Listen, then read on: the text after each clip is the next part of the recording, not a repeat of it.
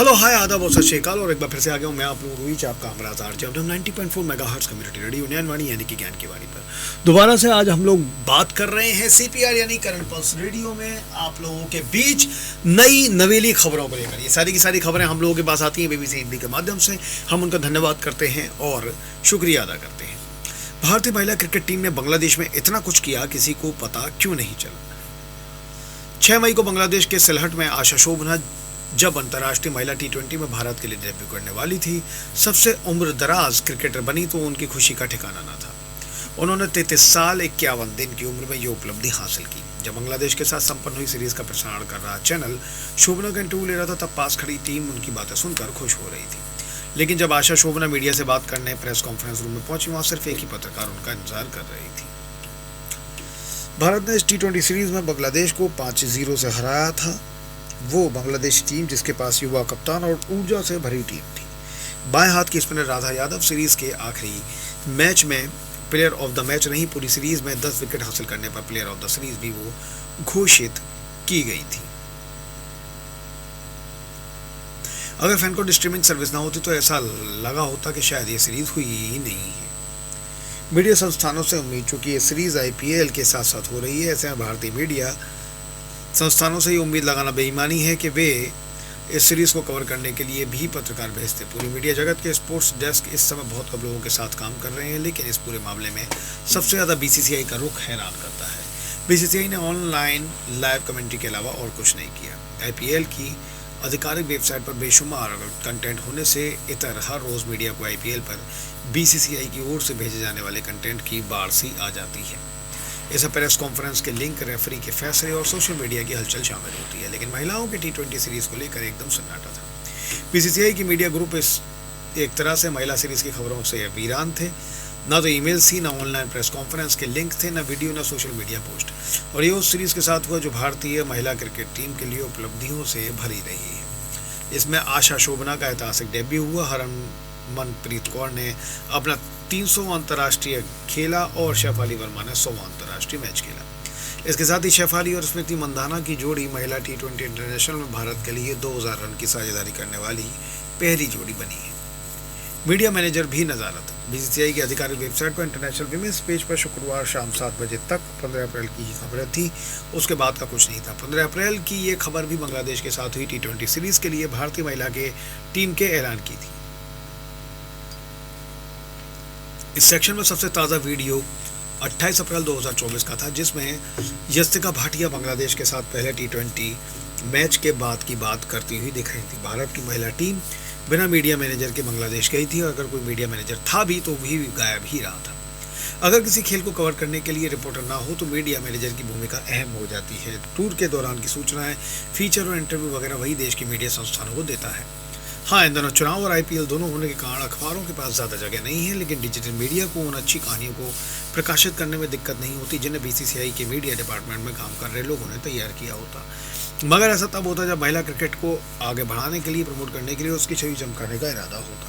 बांग्लादेश से दूर भारत में बैठे जो रिपोर्टर इस टी20 सीरीज को कवर करना चाहते थे, उन्हें ये अपने दम पर अपने संपर्क सूत्रों और कला का इस्तेमाल करते हुए करना पड़ा। उन्होंने सीमा पर अपने दोस्तों और सहयोगियों को फ़ोन किया, बांग्लादेश क्रिकेट बोर्ड से संपर्क साधा और सब मिलाकर खबरें लिखी। कथनी और करनी गुरुवार रात को बीसीसीआई के सचिव जयशाह मुंबई में कुछ पत्रकारों से मुखातिब हुए थे। इस दौरान पत्रकारों को कोई वीडियो या ऑडियो रिकॉर्ड करने की इजाज़त नहीं थी, वे सिर्फ लिख कर जानकारियाँ नोट कर सकते थे। वहाँ मौजूद पत्रकारों ने शाह से भारतीय महिला टीम को लेकर भविष्य की योजनाओं के बारे में पूछा। जवाब में उन्होंने कहा कि हाल ही में बांग्लादेश में संपन्न 5 मैचों की टी20 सीरीज करवाने का मकसद ये था कि उसकी ढाका और सिलट में 3 से 20 अक्टूबर तक होने जा रहे आईसीसी महिला टी20 वर्ल्ड कप से पहले भारतीय टीम को वहां के हालात से वाकिफ करवाया जा सके, जबकि टूर्नामेंट 5 महीने बाद होना है, वह भी मानसून के बाद। शाह ने तुरंत यह भी कहा कि विमेंस प्रीमियर लीग WPL को कमाल का रिस्पॉन्स मिला है और टिकटों की बिक्री से ही 5 करोड़ रुपए मिले हैं। शाह महिला क्रिकेट के लिए प्रतिबद्धता होने पर गर्व करते हैं। समाचार एजेंसी पीटीआई के अनुसार शुक्रवार को शाह ने कहा कि इस महिला क्रिकेट जोर शोर से चल रहा है और ऐसा नहीं है कि इसे पुरुषों से कम तवज्जो दी जा रही है। बीसीसीआई के सचिव ने कहा कि हमने अपना 51% फोकस महिला क्रिकेट पर और 49% पुरुषों के क्रिकेट पर रखा है, क्योंकि हमें मेंस क्रिकेट में हम लोग अच्छा कर रहे हैं, इसलिए हम महिला क्रिकेट को प्राथमिकता दे रहे हैं। हमने उनकी मैच फीस भी बढ़ा दी है और उन्हें आमदनी भी हो रही है। महिला क्रिकेट पर 51% फोकस होना अच्छा है, लेकिन बांग्लादेश के साथ हुई T20 सीरीज के मामले में ये बात सही साबित नहीं होती है। बांग्लादेश में 5 T20 मैच खेलने गई इंडिया ए मेंस टीम के साथ अगर कोई रिपोर्टर नहीं जाता तो ऐसा नहीं होता कि हेडक्वार्टर और भारतीय मीडिया को वहां से रिपोर्ट भेजने के लिए उनके साथ कोई मीडिया मैनेजर भी नहीं भेजा जाता। मैच फीस बढ़ाने का फैसला अच्छा लगता है, लेकिन इसका फ़ायदा तभी होगा जब महिला क्रिकेट का भी एक कैलेंडर बने और उन्हें हर सीज़न में पर्याप्त मैच खेलने को मिले।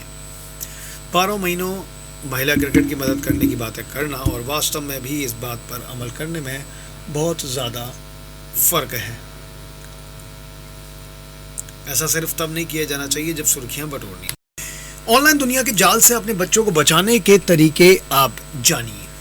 आज बच्चे पहले के मुकाबले कम उम्र में इंटरनेट का इस्तेमाल कर रहे हैं और दुनिया भर में हर आधे सेकंड में एक बच्चा ऑनलाइन होता है। ऐसे में जानकारी ये चेतावनी है आप लोगों के लिए कि ऑनलाइन दुनिया तक बच्चों की बढ़ती पहुंच से उनके लिए गंभीर खतरे भी पैदा हो रहे हैं।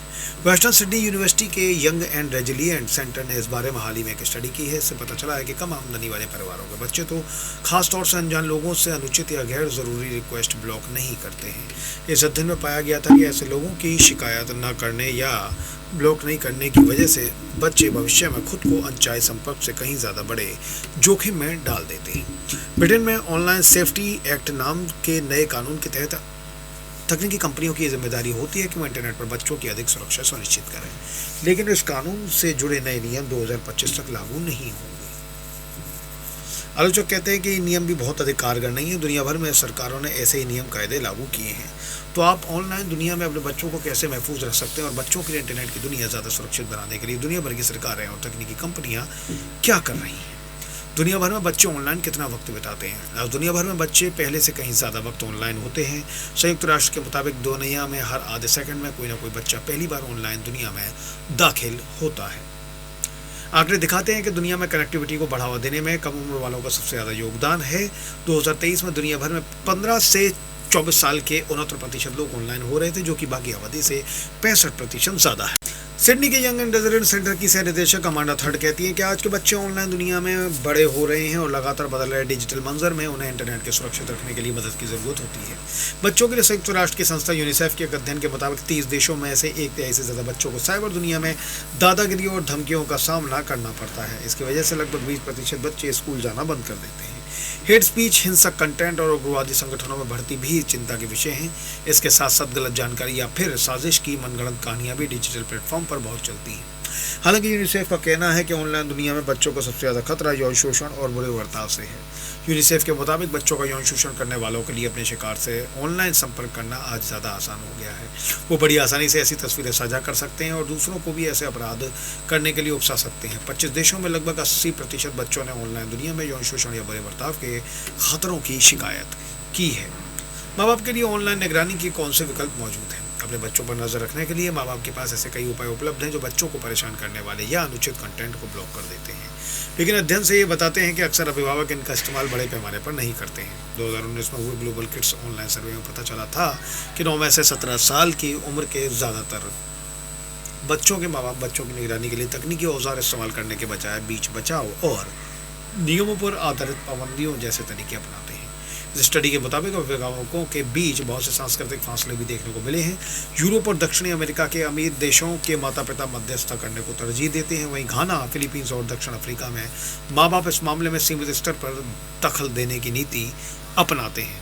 आप लोगों के साथ बना हुआ 90.4 मेगाहर्ट्ज़ कम्युनिटी रेडियो ज्ञानवाणी पर। धन्यवाद।